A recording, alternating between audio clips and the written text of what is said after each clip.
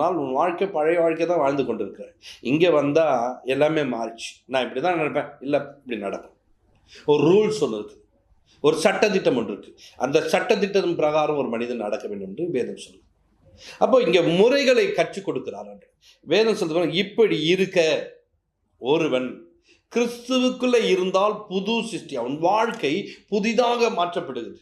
அவன் வாழ்க்கையில புது காரியங்கள் உண்டாகும். பார்க்கிற மனிதர்கள் ஆச்சரியப்பட்டு, எப்படி இந்த மனிதனுக்கு இது நடக்குது, எப்படி இந்த மனிதன் வாழ்க்கையில் சுகத்தோடு இருக்கிறான், இந்த மனிதனுடைய வாழ்க்கையில இப்போது தேவைகள் எப்படி சந்திக்கப்படுது, அன்றைக்கும் இதே சூழ்நிலை இதே மாதிரி தான் வாழ்ந்து கொண்டுதான் இன்னைக்கு எப்படி இந்த வாழ்க்கை மாறிடுதுன்னா கவனிங்க.